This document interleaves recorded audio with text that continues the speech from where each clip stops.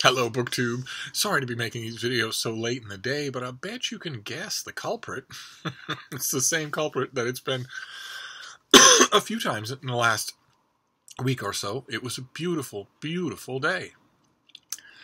I got back from all of my moving around and all of my errands and all of my whatnots, and it was a beautiful blue sky sunny day. And the window was open and the breezes were blowing through, and I could hear my sparrows fighting with each other, and Frida was asleep on the top of the couch, and I just couldn't find it in me to prioritize anything over simply soaking up that time. I think there'd be something wrong with my priorities if I didn't do all that. So prime time, when the place was flooded with daylight to help the struggling camera here, went right by with writing and reading. But I'm here now. I have a couple of videos that I want to do, and then I'll try to get some daylight, make some use of daylight for filming tomorrow. But the first thing we'll do is a little mail haul. Unfortunately,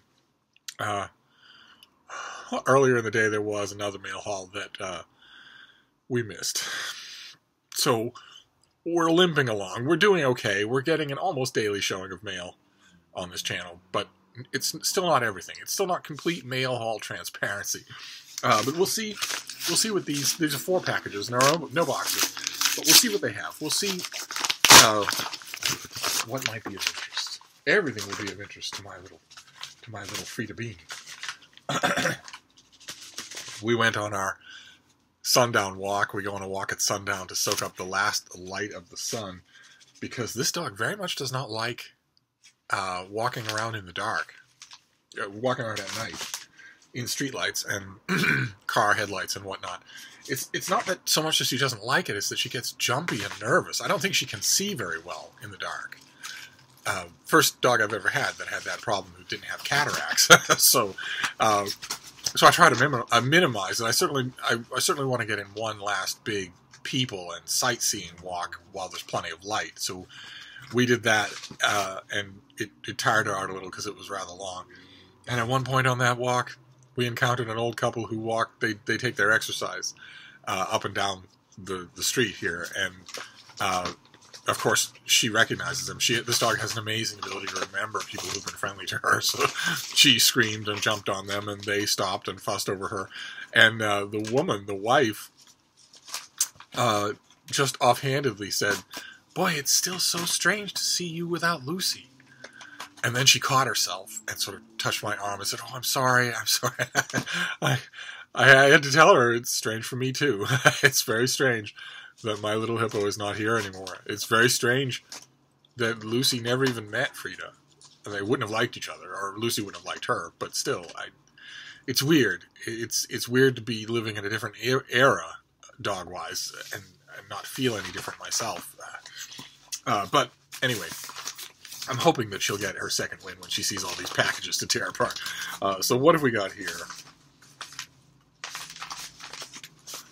Okay, this is... Okay, this is not anything I expected. This comes out next year. It will be a paperback, so that's good. And it is a novel. It's Learning to See by Elise Hooper. It's a novel about Dorothea Lange, the photographer. Many are familiar with her influential photography, which has been displayed everywhere from the MoMA to the prestigious Barbican. Far fewer know the story of how Dorothea Nudzhorn became Dorothea Lange, unsung feminist hero and first female recipient of the Guggenheim Fellowship. And this is a novel of that biography. Interesting.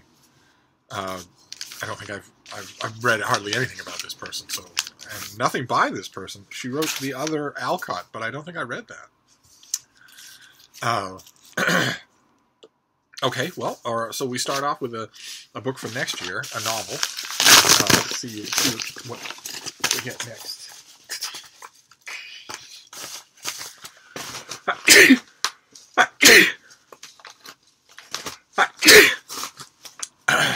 Excuse me. Oh, great. Fantastic. Okay. I requested this. This is a work of history, I think, also for next year. No, this comes out on December 4th. This will be a rare December release. This is Victory City by John Strassbaugh. That's what the cover is going to look like. Victory City, a history of New York and New Yorkers during World War II. So it has one of these 12, gives it these odd paper covers. But that's what it's going to look like, and I loved what it sounded like. Award-winning New York historian John Strassbauer returns to tell the story of New York City's war years in Victory City. With the same richness, depth, and nuance he brought to his previous works, City of Sedition, The History of New York During the Civil War, and The Village, 400 Years of Beats and Bohemians, Rascals and Roads, A History of Greenwich Village, which everybody I know loved who read it. Everybody loved The Village. Strasberg gives readers here a groundbreaking new look at the greatest city on Earth during the most transformative and costliest war in human history.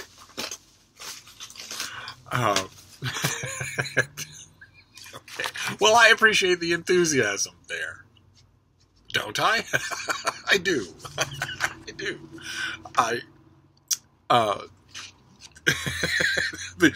The most transformative and costliest war in human nature. I might point out that two of the other very convincing claimants to the title of greatest city in the world had far more cost during World War II than New York City did. One of them was occupied by the Nazis, and the other one was blitzed by the Nazis. And maybe those two cities might quibble a little, but that's okay. It's all fraternal. It's friendly. So this is just going to go through all of it. Joe DiMaggio, Robert Oppenheimer, Fiorello LaGuardia, the legendary larger-than-life mayor. This could be a great fun for narrative history. And unlike most of the narrative histories that I'm getting in the mail these days, I don't have to wait until next year to read this. This is actually coming out in December. December's list of books is slowly filling up. It's routinely dismissed by book professionals and editors and whatnot as a fallow month. But I've never found it so. I think the only way that you could find it fallow is if you are a narrow reader. And unfortunately, the world is very full of narrow readers. So if you read only contemporary fiction, then you might think of December as a nothing happening month. But if you read widely, there's still plenty. Let's see here. Let's move on. Victory City, New York during World War II. How wonderful. Bean, do you want this? Oh. Night has fallen, and that takes away my baby's energy. Okay, so what is this? What have we got here? Okay, this is another paperback original. This is Destroy All Monsters. That is the cover. Destroy All Monsters by Jeff Jackson. That's the back cover. I wonder why that is. Oh, because it is. This is a reverse book. Some of you will be old enough to remember when science fiction novels used to come this way. It reads in one direction from the front, and then you turn it over and you read it in another direction from the back. Okay. And this is Jeff Jackson's debut, Mira Corpora, was one of the most exciting indie surprises in recent years. A surreal, nightmarish teenage runaway odyssey released by the Columbus, Ohio publisher $2 Radio. It received a huge amount of attention for a small press fiction debut. While Jackson's highly anticipated second novel, Destroy All Monsters, more than lives up to the promise of Mira Corpora, it is an altogether different achievement. With its cast of aspiring small-town musicians, amateur managers, obsessive fans, and meticulous collectors, it is a rock and roll novel of sorts, but a mutant one. A rock and roll novel, say, in the way that Mira Corpora was a coming-of-age tale. Its sensitively drawn characters are grappling with the strangest of predicaments. Across the country, bands are being gunned down in the middle of their sets by members of their audience. And it's not just successful musicians who seem to be at risk, but also unknown local acts. Every unknown local act that I have ever been forced to sit through richly deserved such a fate.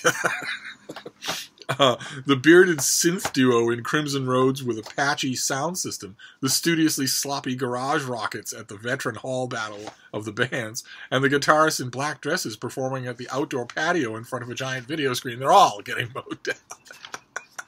Okay. All right. I'm on board. So when does this come out? Oh, this is an October release. This is due any day now.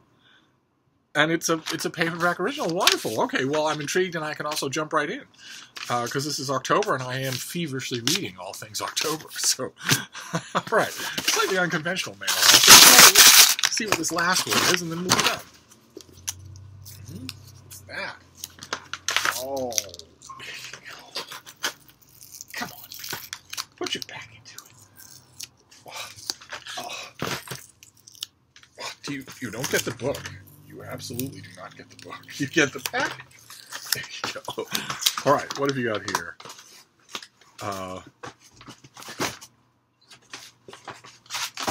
Okay. All right. Okay, do we have a pub sheet? Yeah, yes we do. Okay.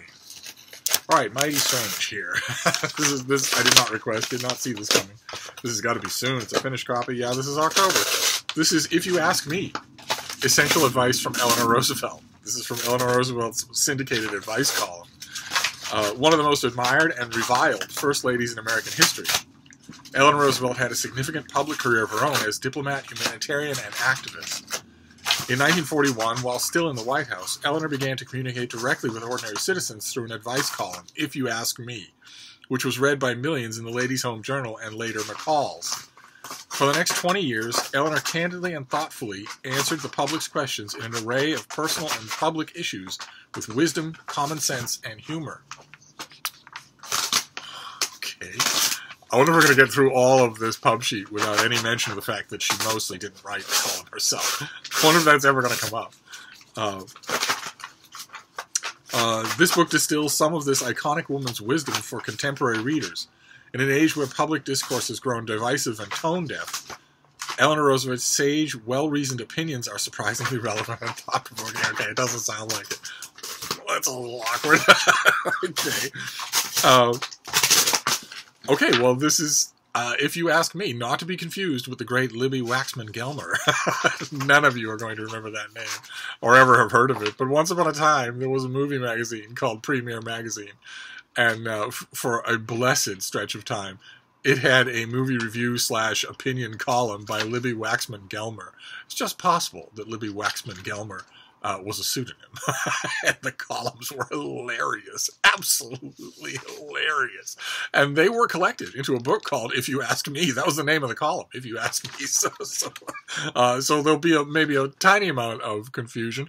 Readers looking for laugh-out-loud funny lines and tons of thought-provoking silliness.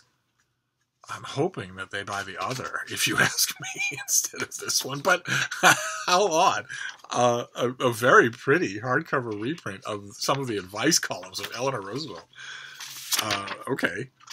I wasn't aware that Trump despair had reached such proportions that we needed the advice columns of Eleanor Roosevelt. Maybe things are worse than I thought. So that is it. That is a very strange little mail haul. This is, If You Ask Me, not by Libby Waxman-Gelmer, but by Eleanor Roosevelt. We have Destroy All Monsters, which is a flip book. I'll have to figure out why that is. I'll probably read it tonight because or this weekend to find out what's going on. You can probably already guess some of my initial reactions. If you have a flip book and if your title is a callback to pop culture that only a tiny fraction of a tiny percent of the potential readers will even recognize, and if your first book was, it sounds like, an indie darling of Quirk, then of course all my hackles are up. That you are not able to tell a story. That you are going to rely on Quirk. I can't really fault an author for taking that route, since another author, whose name you may be familiar with, wrote a novel entirely relying on Quirk, and it debuted at #1 on the New York Times bestseller list for fiction. So it's not exactly a bad approach. And my impressions could be wrong, right? That's like one of the things that I mean to stress with all these mail hauls, something that you're getting anyway, because most of you, I have determined from emails and whatnot, are considerably smarter than I am, is that these mail hauls are an exercise in the unreliability of first impressions. We have a lot of fun in these mail hauls. unpackaging these books, and then you're sort of kicking them around a little, kicking the tires, making fun of missteps or gaffes or whatnot. But then the key is that we then read them, or I do. And half the time, my initial first impression is wrong, and I'm happy to admit that, because the small sting of having a first impression that's wrong is more than compensated for by the thrill, the absolute Christmas morning thrill of finding a better book than you thought. So these mail hauls are really first impressions, and that's a lot of fun, because first impressions are fun but not reliable when it comes to books. So, but anyway, the next one is Victory City, New York City, one of the greatest cities in the world during World War II. I haven't read a book on New York City in World War II in I don't know how long, probably 6 years. So this will be a lot of fun. And then Learning to See, a historical, about one of those biographical novels about a great photographer. So a weird little mail haul. The mail haul that came before this was a little more conventional and a little bit bigger. So it got me over the limit for my 8 is enough policy. I like 8 books a day, and I have 8 books a day, so that's good. Anyway, I'm going to wrap this up for now, but I will be back. Thank you, BookTube.